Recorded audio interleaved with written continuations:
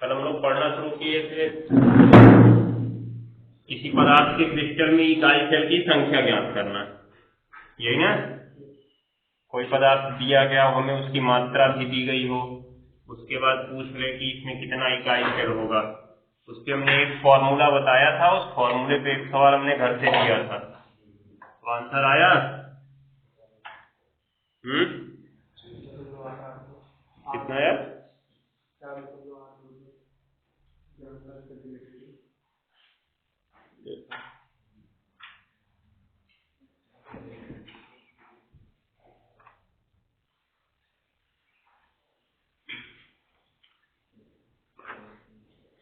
कितना है?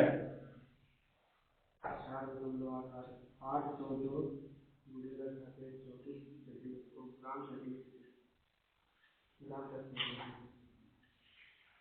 नहीं, इकाई सेल की संख्या तो इसका मात्रक नहीं होगा, संख्या कोई मात्रक नहीं होता है। 4 आ रहा है।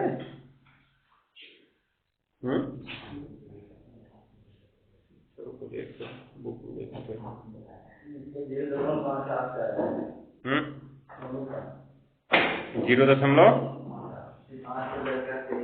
0.58 के का आया ना। हाँ, ये वाला लगभग गलती क्यों का तुम लोग कहीं सही है।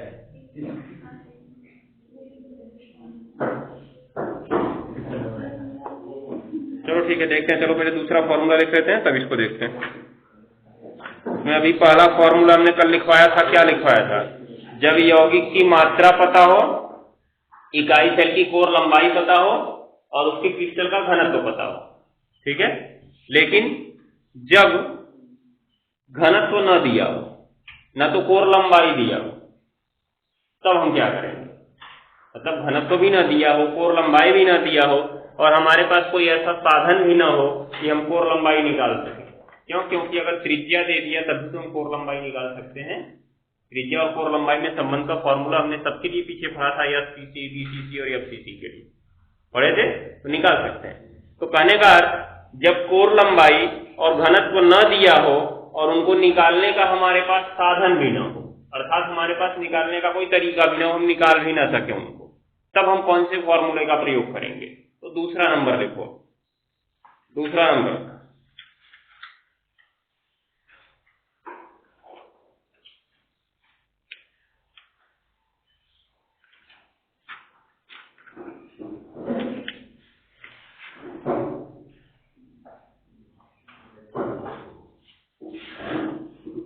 दूसरा नंबर लिखेंगे, यदि यदि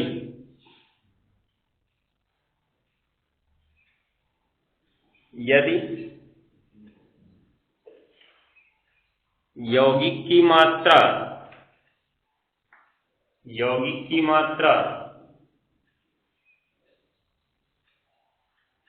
कोष्ठक में W,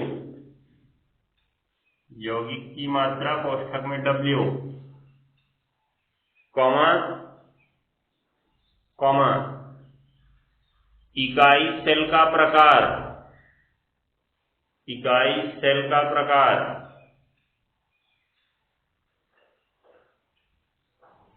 इकाई सेल का प्रकार कोष्ठक में लिख देना, अर्थात Z, अर्थात Z। क्यों जी? क्योंकि इकाई सेल के प्रकार से हमको Z पता चल जाता है ना। कुलदीप कुमार, बीसीसी के लिए Z का मान, एफसीसी के लिए इसमें नहीं सुनाई देगा, हमारे कैमरे में सुनाई दे रहा है। ओके, चलो देखो, तो जब हमें इकाई सेल का प्रकार पता चल गया तो हमें Z का मान पता चल गया, ठीक है। तीसरा क्या दिया गया होगा? जो पदार्थ है उसका मोलर द्रव्यमान दिया गया होगा, अर्थात तत्व है तो परमाणु भार, यौगिक है तो अणु भार। तो लिखेंगे तथा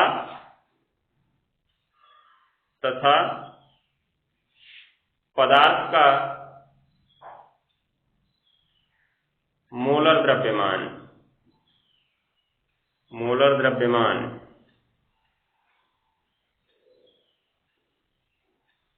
कोष्ठक में या परमाणु भार, क्योंकि सामान्य रूप से इकाई सेल की संख्या तत्वों के लिए ही पूछी जाएगी तुमसे, तत्वों का परमाणु भार ही होता है।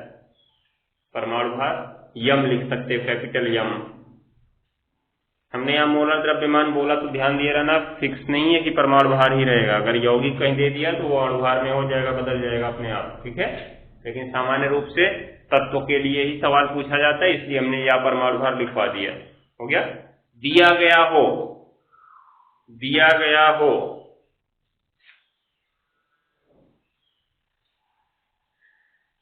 दिया गया हो गया। तो नीचे काली पेन से सूत्र लिखना। तो इकाई सेल की संख्या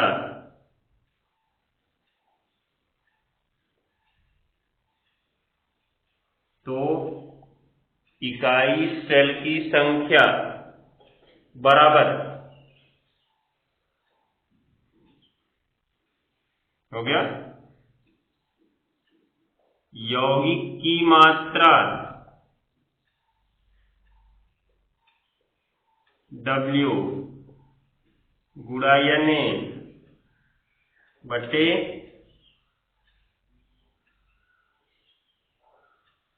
Z गुणा M, M अर्थात क्या, मोलर द्रव्यमान। ये हमारा सूत्र हो गया,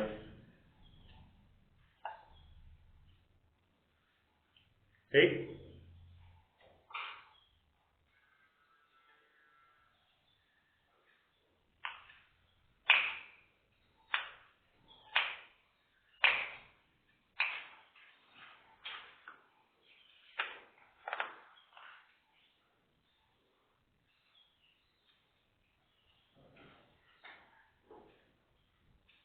तो अब दो टाइम से तुमको सवाल इसमें पूछा जा सकता है। एक तो जब कोर लंबाई दी गई हो और घनत्व दिया गया हो तो पहला फॉर्मूला प्रयोग करेंगे, और जब कोर लंबाई और घनत्व न दिया गया हो तो दूसरा फॉर्मूला हम प्रयोग करेंगे। इस बार संभवतः पहले फॉर्मूले पर सवाल पूछा गया था, और उसके पिछली बार अर्थात 2019 में इस फॉर्मूले पर सवाल पूछा गया, ठीक है। तो ध्यान दिए रहना, इन दोनों फॉर्मूलों में से एक पर सवाल जरूर फिक्स रहेगा, इसलिए तुम दोनों याद किए रहना, हो जाएगा। इसमें Na का गुणा हो रहा है, पहले वाले में शायद Na नहीं था ना, तो ये अंतर है, ध्यान दिए रहना। चलो अब एग्जाम्पल लिखते हैं, एग्जाम्पल लिखेंगे हमें अपने आप समझ में आ जाएगा करना क्या है। पहला एग्जाम्पल कल वाला ही लिखते हैं हम लोग।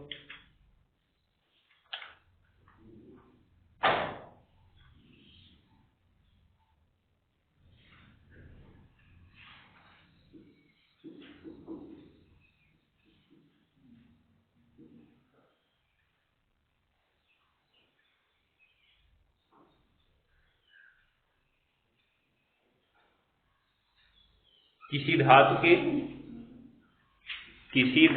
के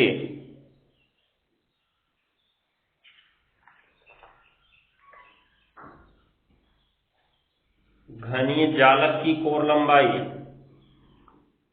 किसी धातु के घनीय जालक की कोर लंबाई, किसी धातु के घनीय जालक की कोर लंबाई, हो गया, 2.88 एंगस्ट्राम है, यही था ना, 2.88 एंगस्ट्राम कोर लंबाई, 2.88 एंगस्ट्राम है, हो गया। यदि धातु के क्रिस्टल का घनत्व, यदि धातु के क्रिस्टल का घनत्व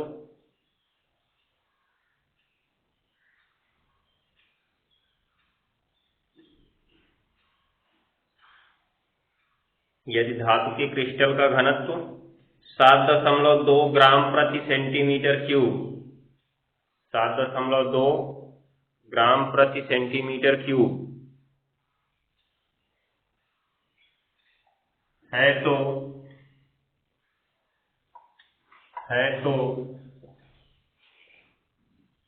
उस धातु के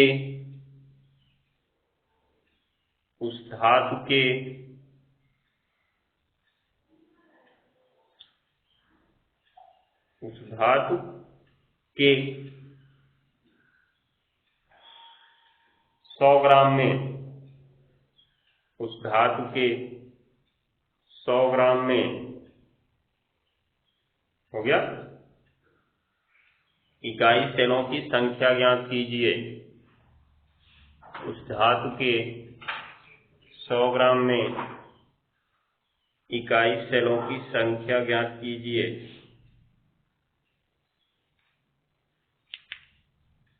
हो गया।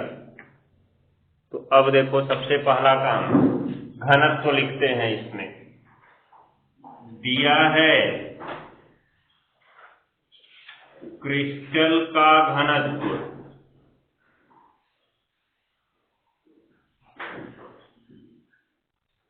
क्रिस्टल का घनत्व क्या होगा, कितना दिया है, 7.2 ग्राम प्रति सेंटीमीटर क्यूब, ठीक है ना। कोर लंबाई A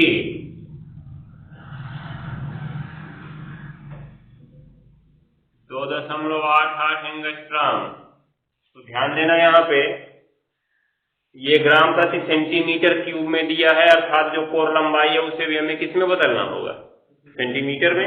इसीलिए हमने पहले घनत्व लिखा है, क्योंकि अगर हम पहले कोर लंबाई लिखते तो हमें पता नहीं चलता कि उसे किस में बदलना, ठीक। तो इसलिए पहले हमने घनत्व लिखा।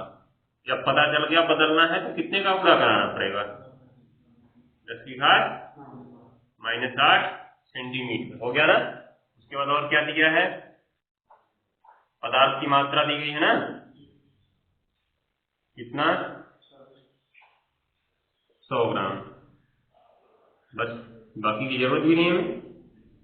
इसलिए इकाई सेल की संख्या बराबर क्या होगा, ये पदार्थ की मात्रा बट्टे A क्यूब गुणा रो। पदार्थ की मात्रा है 100 और नीचे होगा 2.88 गुणा 10⁻⁻8 का क्या, क्यूब, गुणा घनत्व है 7.2। 2.88 का घन करना है, कितना आया जी,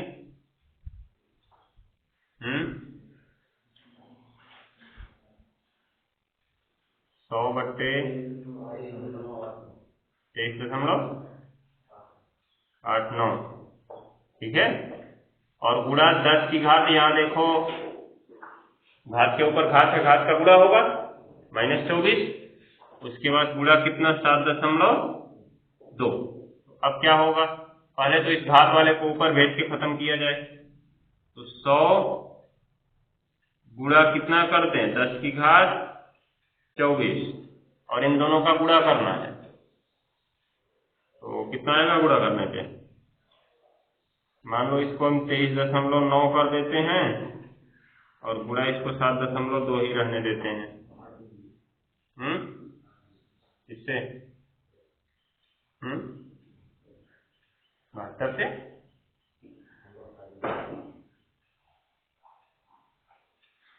ऊपर नीचे 100 का गुणा करा दें और दशमलव खत्म हो जाएगा तब।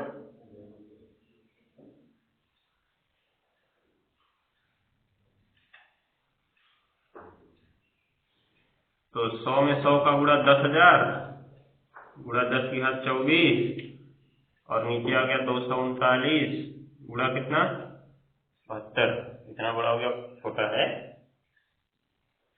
बढ़िया गुणा कर दिए होते।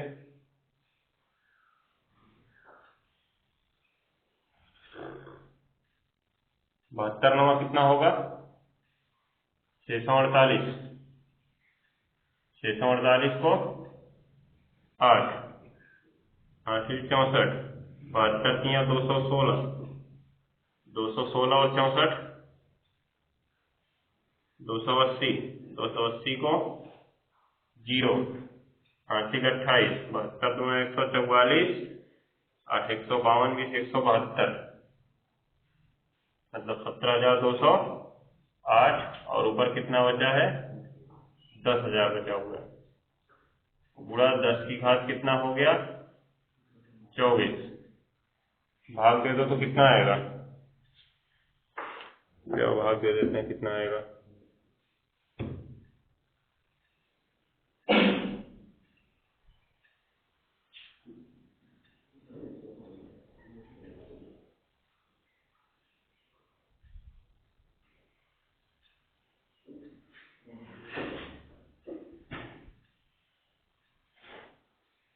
0.581 आएगा।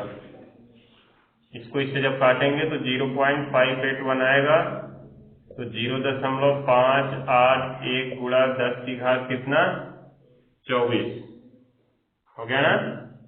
इकाई सेल। चाहे अगर इसको तुम वैज्ञानिक संकेतन में बदलना चाहो तो एक अंक उधर लेके जाना पड़ेगा, अर्थात 5.81 करना पड़ेगा।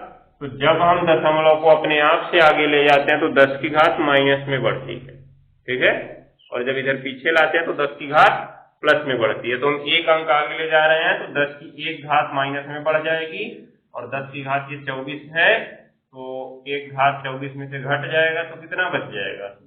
10 की घात 23 इकाई से। नोट कर दो।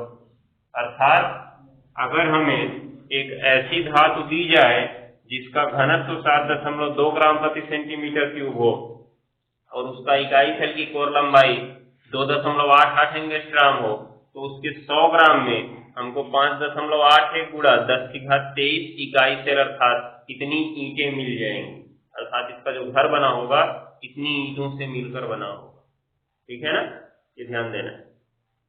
अब एक चीज सोचना है, ये तो हमने ईंट पता कर लिया, अर्थात इकाई सेल पता कर लिया। अब पूछ दे कि इसी 100 ग्राम में बताओ कितने परमाणु होंगे इस धातु के। अगर पूछ दे इसी 100 ग्राम में कितने परमाणु होंगे तब क्या करेंगे हम?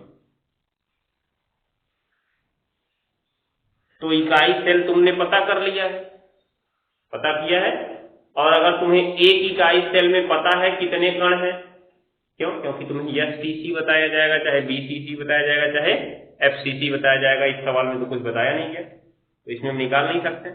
तो अगर पूछेगा परमाणुओं की संख्या तो जो इकाई सेल की संख्या हमको मिलेगी उसी में हम जेड का गुणा करा देंगे। क्यों?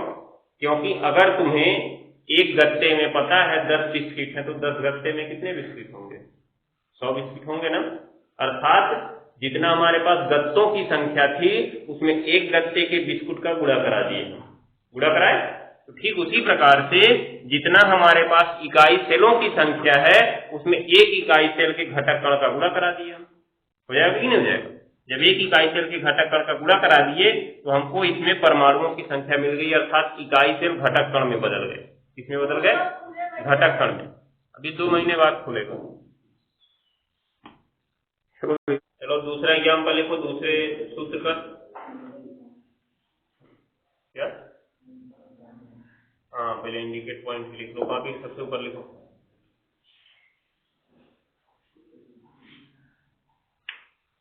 कॉपी के सबसे ऊपर लिखना,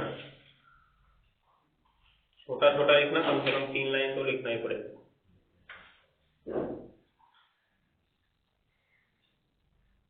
यदि पदार्थ की दी गई मात्रा में, यदि पदार्थ की दी गई मात्रा में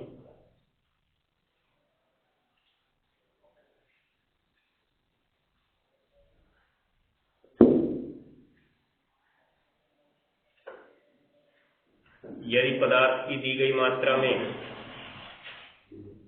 घटक कणों अर्थात परमाणुओं की संख्या ज्ञात करनी हो, घटक कणों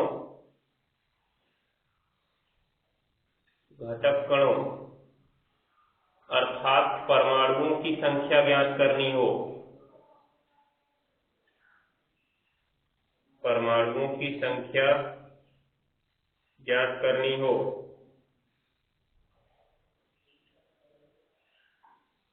घटक कणों अर्थात परमाणुओं की संख्या ज्ञात करनी हो तो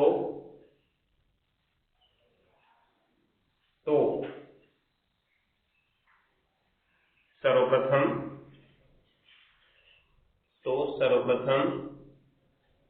इकाई सेल की संख्या ज्ञात करते हैं।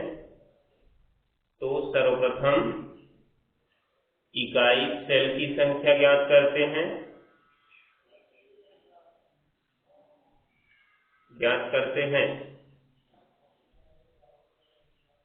फिर उसमें जेड का गुणा करा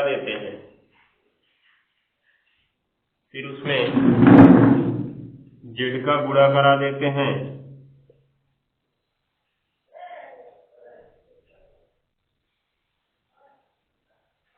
अर्थात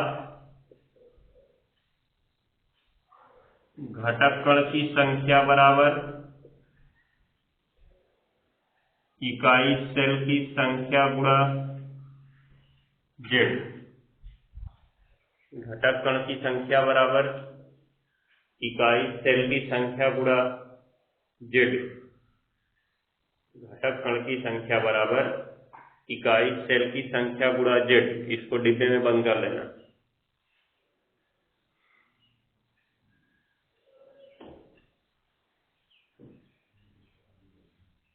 हो गया ना?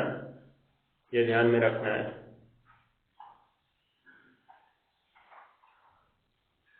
चलो अब लिखो, दूसरा क्वेश्चन लिखो।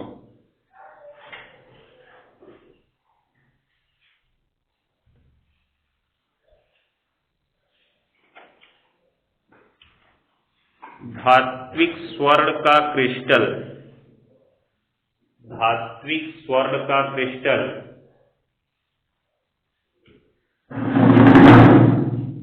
धात्विक स्वर्ण का क्रिस्टल हो गया, बीसीसी जालक के रूप में व्यवस्थित होता है। बीसीसी जालक के रूप में व्यवस्थित होता है। बीसीसी जालक के रूप में व्यवस्थित होता है।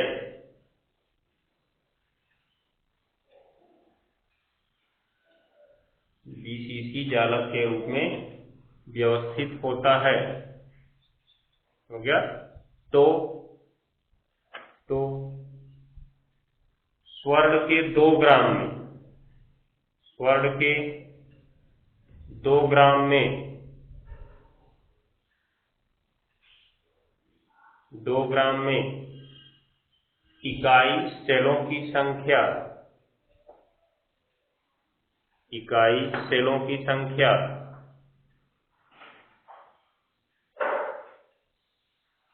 तथा स्वर्ण परमाणुओं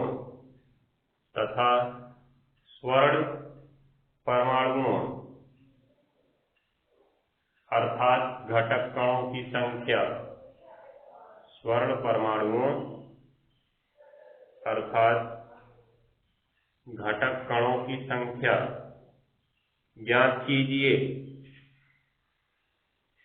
ज्ञात कीजिए। हो गया ना? अब देखोगे यहां पर ना तो कोर लंबाई दी गई ना तो घनत्व दिया गया, इसलिए पहला फॉर्मूला तो लग नहीं सकता है। हम बढ़ेंगे दूसरे फॉर्मूले की ओर। आगे अभी सवाल में कुछ और बचा है, जबकि स्वर्ण का परमाणु भार, जबकि स्वर्ण का परमाणु भार कितना है? 179 है। स्वर्ण का परमाणु भार 179 है।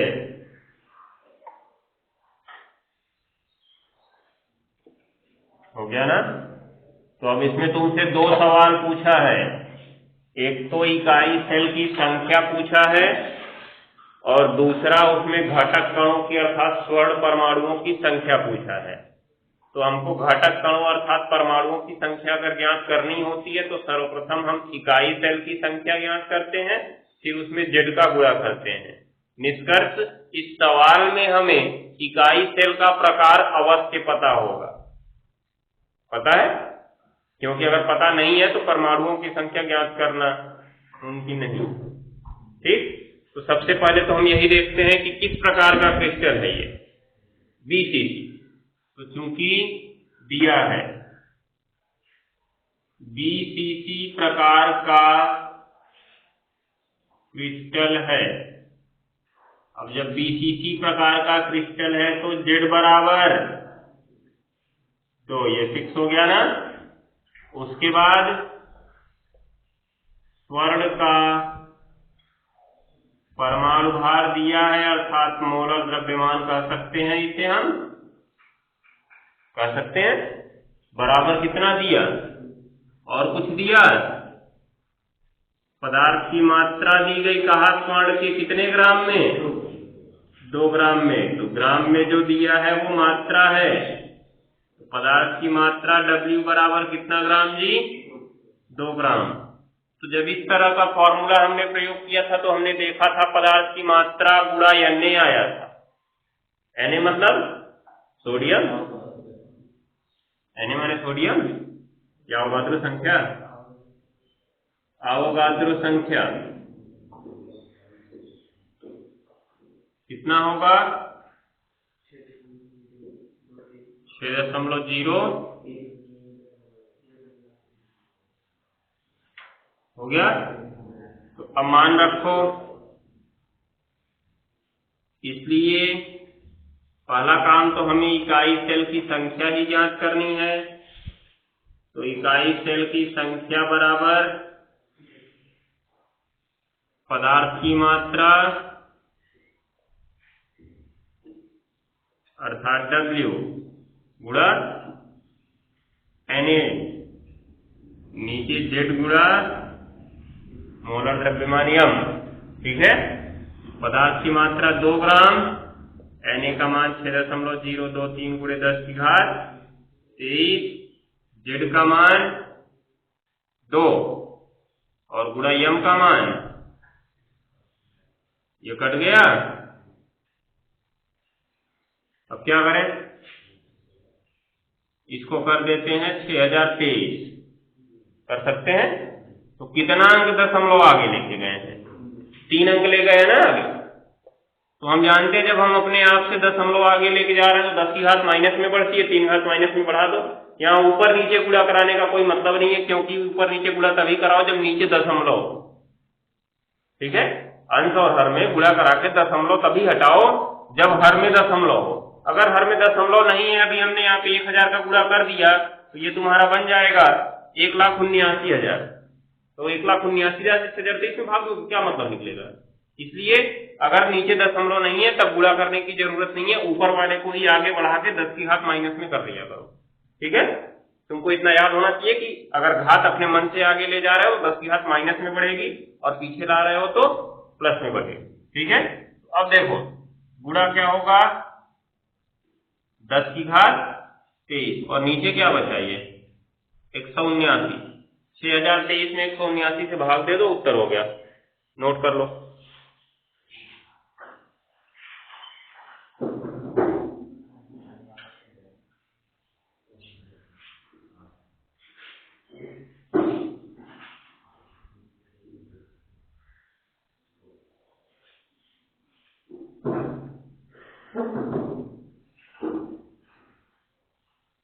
$33.64 आ रहा है काटने के बाद 33.64। तो देखो 33.64 गुणा, देखो ये -3 है ना और ये +23 है, तो 23 में से 3 घट जाएगा तो कितना बचेगा 20। या इसे अगर हम वैज्ञानिक संकेतन के रूप में लिख लें तो 3.36। लास्ट वाले 4 को छोड़ सकते हो, क्योंकि 4 से अधिक होता तब छोड़ते समय 1 जोड़ते उसके पहले, लेकिन ऐसा कुछ नहीं है इसलिए हम केवल 4 को छोड़ देंगे। और देखो अब दशमलव हम पीछे लाए हैं ना, तो 10 की घात प्लस में बढ़ेगी, अर्थात 10 की घात 1 का गुणा होगा, और 10 की घात 20 पहले से ही है, तो फाइनली आंसर आ गया 3.36 गुणा 10 की घात 21 इकाई सेल। क्या? इकाई सेल हो गया ना।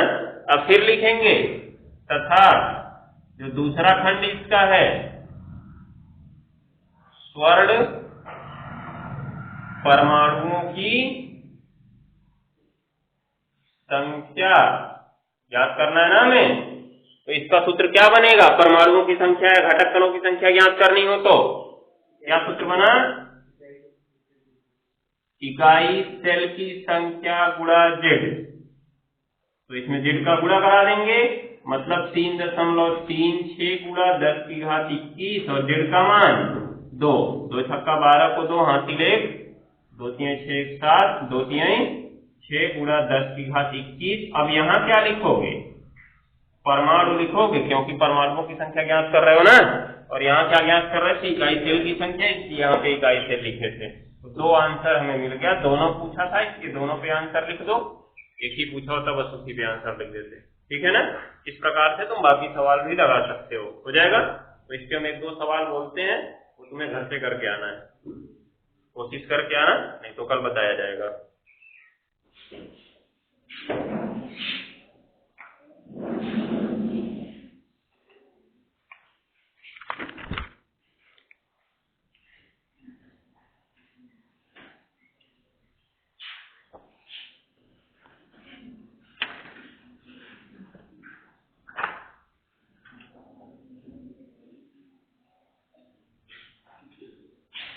ये वाला वीडियो नहीं डाल देना, जो कॉपी लेते हैं।